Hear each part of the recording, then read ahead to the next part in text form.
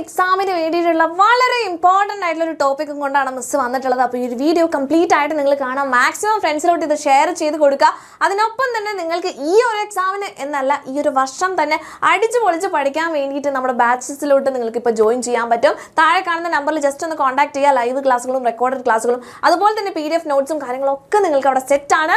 അതുപോലെ തന്നെ നമ്മുടെ ഈ ഒരു ചാനൽ നിങ്ങൾ സബ്സ്ക്രൈബ് ചെയ്ത് വെക്കുകയാണെങ്കിൽ നിങ്ങൾക്ക് ലൈവ് ക്ലാസ്സുകളും മാരത്തോൺസ് ഒക്കെ ഇനി വരുന്നുണ്ട്. അതുപോലെ തന്നെ നമ്മുടെ വീഡിയോസും കുറേ യൂസ്ഫുൾ ആയിട്ടുള്ള വീഡിയോസ് ഒക്കെ വരുന്നുണ്ട്. അപ്പോൾ ചാനൽ ഇപ്പോൾ തന്നെ സബ്സ്ക്രൈബ് ചെയ്ത് വെക്കുക. ഓക്കെ മക്കളെ, അപ്പോൾ ഇംഗ്ലീഷ് എക്സാമിന് എൻ്റെ കുട്ടികൾക്ക് ഉറപ്പായിട്ടും വരുന്ന ഒരു ക്വസ്റ്റ്യൻ ആണ്. നമ്മുടെ ഗ്രാമറിൽ നിന്ന് വരുന്ന ഒരു ഭാഗമാണ് ഇഫ് ക്ലോസ് എന്ന് പറയുന്നത്. ഇഫ് ക്ലോസ് എന്താണ്, എങ്ങനെയാണ് മനസ്സിലാക്കുക, എങ്ങനെയാണ് ഇത് എഴുതുക എന്നുള്ള കാര്യമാണ് മിസ് ഇതാ ഈ ഒരു വീഡിയോയിലൂടെ ചെയ്യാൻ പോകുന്നുണ്ടാവുക. അപ്പോൾ കോൺവെർസേഷൻ കംപ്ലീഷൻ എന്ന് പറയുന്ന ഭാഗത്ത് നിങ്ങൾക്ക് ഉറപ്പായിട്ടും ഇഫ് ക്ലോസ് എന്നുള്ള സാധനം വരും. ഓക്കെ, ഇത് മസ്റ്റ് ആയിട്ട് നിങ്ങൾ അറിഞ്ഞു വെക്കണം. അപ്പോൾ വീഡിയോ കംപ്ലീറ്റ് ആയിട്ട് തന്നെ കാണാം.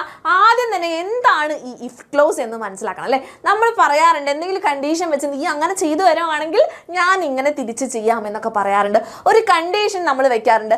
ഇതിനെ തന്നെയാണ് ഇഫ് ക്ലോസ് എന്ന് പറയുന്നത്. നോക്കിക്കേ, ഇഫ് ക്ലോസ് യൂസ് ചെയ്യുന്നത് ഒരു പോസിബിൾ സിറ്റുവേഷൻ അല്ലെങ്കിൽ അതിന്റെ റിസൾട്ടിനെ പറ്റി പറയുമ്പോൾ ഈ രണ്ട് കാര്യങ്ങളും ഒറ്റ സെന്റൻസിൽ വരുമ്പോഴാണ് ഇഫ് ക്ലോസ് വരുന്നത്. രണ്ട് പാർട്ടാണ് ഇതിനുള്ളത്. ഇഫ് പാർട്ട് ഉണ്ട്, മെയിൻ പാർട്ട് ഉണ്ട്. സിമ്പിൾ ആയിട്ട് മനസ്സിലാക്കി വെക്കുക. രണ്ട് പാർട്ട് ഉണ്ട്, ഇഫ് പാർട്ട് ഉണ്ട്, മെയിൻ പാർട്ട് ഉണ്ട്. ഇഫ് പാർട്ടിൽ നമ്മൾ പറയുന്നത് കണ്ടീഷൻ ആണ്.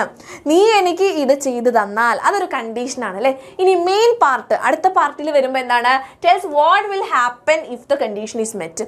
ഈ പറയുന്ന കണ്ടീഷൻ നീ ചെയ്തു കഴിഞ്ഞാൽ എന്ത് റിസൾട്ട് ആണ് ഉണ്ടാകുക എന്നുള്ള കാര്യമാണ് മെയിൻ പാർട്ടിൽ ചെയ്യാനുള്ളത്. ഓക്കെ, അപ്പൊ രണ്ട് പാർട്ട് ഉണ്ട്, ഇഫ് പാർട്ടും മെയിൻ പാർട്ടും. ജസ്റ്റ് മനസ്സിലാക്കി വെക്കുക. 3 കണ്ടീഷൻസ് നമുക്ക് പഠിക്കാം. ആദ്യം തന്നെ കണ്ടീഷൻ ഫസ്റ്റ് കണ്ടീഷനിലാണ്, റിയൽ കണ്ടീഷൻ എന്നൊക്കെ പറയും. ഫസ്റ്റ് കണ്ടീഷനിൽ പറയുന്നത് പോസിബിൾ ആയിട്ടുള്ള കാര്യം, റിയൽ ആയിട്ടുള്ള കാര്യമാണെങ്കിൽ used for possible future Evans, ശരിക്കും നടക്കും, സാധ്യതയുള്ളതാണ് എങ്കിൽ നമുക്ക് പറയാം ഫസ്റ്റ് കണ്ടീഷൻ ആണ്. നോക്കിക്കേ, സ്ട്രക്ചർ കൊടുത്തിട്ടുണ്ട്. ഈ ഒരു സെന്റൻസ് എങ്ങനെയാ വരുന്നത് എന്നുള്ളത് കൊടുത്തിട്ടുണ്ട് കേട്ടോ. ഇഫ് കഴിഞ്ഞിട്ട് പ്രസന്റ് ടെൻസ് ആണ് വരിക. ഓക്കെ, ഇഫ് എന്ന് എഴുതി കഴിഞ്ഞിട്ട് സിമ്പിൾ പ്രസന്റിലുള്ള കാര്യമാണ് അവിടെ പറയുന്നുണ്ടായിരിക്കുക. അതിനപ്പുറത്തേക്ക് നമ്മുടെ മെയിൻ പാർട്ട് ഉണ്ടെന്ന് പറഞ്ഞു അല്ലേ. ഈ മെയിൻ പാർട്ടിൽ വില്ല് കഴിഞ്ഞിട്ട് ആ ഒരു വെർബ് വരും. ഇപ്പം ഇങ്ങനെ നോക്കുമ്പോൾ നിങ്ങൾക്ക് മനസ്സിലായിട്ടുണ്ടാവില്ല, ഒന്നും പേടിക്കണ്ട. ഈ ഒരു എക്സാമ്പിൾ നോക്കിക്കേ, if you eat healthy food you will be strong. ഇവിടെ നോക്കി, if you eat healthy food, ഇതിൽ സിമ്പിൾ പ്രസന്റ് എവിടെ പറഞ്ഞിട്ടുള്ളത്, ഇഫ് കഴിഞ്ഞു പിന്നെ യു വന്നു, അത് നിങ്ങൾ നോക്കണ്ട. ഈറ്റ് ഹെൽത്തി ഫുഡ് അവിടെ വന്നു അല്ലേ. അവിടെ എന്താണ് വേർബ് വന്നത്, ആ ഈറ്റ് ചെയ്യുക അല്ലെ, ഈറ്റ് ചെയ്യുക. ഓക്കെ, അപ്പൊ സിമ്പിൾ പ്രസന്റ് അല്ലേ. ഈറ്റൻ എന്നാണോ വന്നിട്ടുള്ളത്, ഈറ്റ് എന്നാണോ വന്നിട്ടുള്ളത്, V1 അല്ലേ വന്നിട്ടുള്ളത്, V1 ആണ് വന്നിട്ടുള്ളത്. പ്രസന്റ് സിമ്പിൾ ആണ്, സിമ്പിൾ പ്രസന്റ് ആണ് വന്നിട്ടുള്ളത്. ഈറ്റ് ഹെൽത്തി ഫുഡ്, നീ ഹെൽത്തി ഫുഡ് കഴിക്കുവാണെങ്കിൽ that is a clear condition അല്ലെ, അതൊരു ക്ലിയർ കണ്ടീഷൻ അല്ലേ പറഞ്ഞിട്ടുള്ളത്. ഇനി ഇതിന്റെ റിസൾട്ട് എന്താണ്, മെയിൻ പാർട്ട് നോക്കി, കോമ കഴിഞ്ഞ് പിന്നെ വരുന്നു മെയിൻ പാർട്ട് അല്ലേ.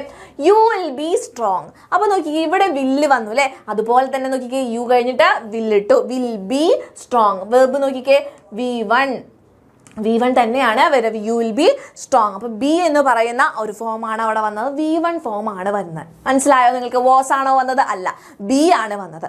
ക്ലിയർ ആയോ? ഇത്രയേ ഉള്ളൂ. ഇനി ഒരു എക്സാമ്പിളും കൂടെ നോക്കിക്കഴിഞ്ഞാൽ നിങ്ങൾക്ക് പക്കയായിട്ട് മനസ്സിലാവും. ഇഫ് ഐ സ്റ്റഡി, ഞാൻ പഠിച്ചാൽ. ഇവിടെ ഇതെന്താണ്, V1 ആണ് അല്ലേ, സിമ്പിൾ പ്രസന്റ് ആണ്. If I study. ഓക്കെ, ഇനി കോമ കഴിഞ്ഞു, മെയിൻ പാർട്ട് വരികയാണ്. വില്ല് പ്ലസ് എന്താണ് നമ്മൾ പറഞ്ഞത്, വില്ല് പ്ലസ് V1, വില്ല് പ്ലസ് V1 വന്നില്ലേ. നോക്കിക്കേ, I will pass the exam, ഞാൻ എക്സാമിന് പാസ്സാവും.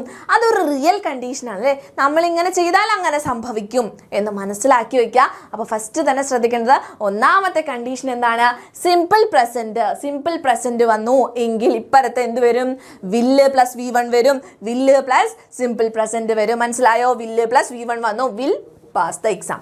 ക്ലിയർ ആയില്ലേ? ഒന്നാമത്തെ നമുക്ക് കയ്യിൽ കിട്ടിയേ. ഇനി സെക്കൻഡ് വൺ നോക്കിക്കോ. സെക്കൻഡ് കണ്ടീഷനിൽ എന്താണ്, അൺറിയൽ ആയിട്ടുള്ളതാണ്. അതായത് ഇമാജിനറി സിറ്റുവേഷനും അതുപോലെ തന്നെ നടക്കാൻ ചാൻസ് ഇല്ല എന്നല്ല, അൺലൈക്ലി, ഇപ്പം നടന്നിട്ടില്ല എന്തായാലും. അങ്ങനെ ഒരു കാര്യത്തിനാണെങ്കിൽ നമുക്ക് എന്ത് പറയാം, സെക്കൻഡ് കണ്ടീഷൻ ആണെന്ന് പറയാം. സ്ട്രക്ചർ എന്താ വരുന്നത്, നേരത്തെ സിമ്പിൾ പ്രസന്റ് ആണ് വന്നത്, ഇവിടെ എന്താണ്, സിമ്പിൾ പാസ്റ്റ് ആണ് വന്നിട്ടുള്ളത്. സിമ്പിൾ പാസ്റ്റ് ആണ് വന്നത്. അപ്പോൾ അപ്പുറത്ത് മെയിൻ പാർട്ടിൽ എന്തായിരിക്കും, വുഡ് പ്ലസ് വേർബ് വരും, വുഡ് പ്ലസ് വേർബ് വരും, വേർബ് 1 ട്ടോ. ഇവിടെ എന്താണ് V2 ആണ്. Okay, yes. അപ്പോൾ if I were a bird I would fly high. നോക്കിക്കേ, ഇഫ് ഐ were, കണ്ടോ ഈ were വന്ന് എന്താണ് ആ സിമ്പിൾ പാസ്റ്റ് ആണ്. സിമ്പിൾ പാസ്റ്റ് ആണ് were അല്ലേ. ആറാണോ? ആറ് എന്ന് പറയുന്നത് എന്താണ്? സിമ്പിൾ ആണ് അല്ലെ. സിമ്പിൾ പ്രസന്റ് ആണ് ആറ്. അതിൻ്റെ പാസ്റ്റ് ആണ് were. ഓക്കെ, സിമ്പിൾ പ്രസന്റിൽ ആറാണ് വരിക, സിമ്പിൾ പാസ്റ്റിൽ were ആണ് വരിക. അപ്പോൾ ഇവിടെ എന്താണ് വന്നിട്ടുള്ളത്? സിമ്പിൾ പാസ്റ്റ് ആണ്. ക്ലിയർ ആണ്. ഇനി ഇപ്പുറത്ത് എന്ത് ചേർക്കണം നമ്മൾ? ഇവിടെ പാസ്റ്റ് വന്നാൽ ഇവിടെ നേരെ ഒന്നും ആലോചിക്കാനില്ല, വില്ലിന് പകരം നേരത്തെ നമ്മൾ വില്ല വെച്ചത് ഇവിടെ എന്ത് വെക്കണം? വുഡ് വെക്കണം. വുഡിന്റെ കൂടെ എന്ത് വെച്ചു? ഫ്ലൈ എന്ന് പറയുന്നത് V1 ആണ്. V1 ആണ് അല്ലേ. അപ്പോൾ വുഡ് പ്ലസ് V1 ചേർത്തു. കിട്ടിയോ നമുക്ക്? നോക്കിക്കേ, ഒരു എക്സാമ്പിൾ നോക്കിക്കേ. ഇഫ് ഷീ സ്റ്റഡീഡ് മോർ, അവൾ കൂടുതൽ പഠിച്ചായിരുന്നെങ്കിൽ അല്ലേ. അപ്പോൾ ഇവിടെ എന്താണ്? V2 അല്ലേ വന്നിട്ടുള്ളത്, സ്റ്റഡീഡ് അല്ലെ, പാസ്റ്റ് ടെൻസ് അല്ലേ വന്നിട്ടുള്ളത്. അപ്പോൾ ഒന്നും ആലോചിക്കാനല്ലേ. ഇവിടെ വരുമ്പോൾ എന്ത് വരും? ഷീ വിൽ വെക്കണോ? വേണ്ട, അവിടെ പാസ്റ്റാ വന്നിട്ടുള്ളത്. സോ ഇവിടെ നമ്മൾ എന്ത് വെക്കും? വുഡ് വെക്കും. ഓക്കെ, വുഡ് വെച്ചു. എന്നിട്ട് V1 ഫോം തന്നെയാണ് വെക്കുന്നത് കേട്ടോ. അപ്പോൾ നേരത്തെ വില്ല് പ്ലസ് V1 വന്നു, ഇവിടെ എന്താണ്? വുഡ് പ്ലസ് V1 വന്നു. കിട്ടിയോ? ഇവിടെ V1 ആണ്, സോറി V2 ആണ് ഇവിടെ വന്നത്. അപ്പോൾ V2 വരുമ്പോൾ ഇവിടെ ഇഫ് ക്ലോസിൽ V2 വന്നാൽ അല്ലെങ്കിൽ സിമ്പിൾ പാസ്റ്റ് വന്നു കഴിഞ്ഞാൽ അപ്പുറത്ത് എന്ത് വെക്കണം? വുഡ് പ്ലസ് V1 ആണ് വെക്കേണ്ടത്. കിട്ടിയോ? ആകെ വില്ലിന് നമ്മൾ മാറ്റി, അത്രയും വ്യത്യാസമുള്ളൂ. ക്ലിയർ? യെസ്. അപ്പോൾ സെക്കൻഡ് കണ്ടീഷൻ ആണ് കേട്ടോ. ഇനി നെക്സ്റ്റ് വൺ നോക്കിക്കേ, തേർഡ് കണ്ടീഷൻ ആണ്. തേർഡ് കണ്ടീഷൻ ഈസി ആണ്, ഒന്നുമില്ല, പേടിക്കാനൊന്നുമില്ല.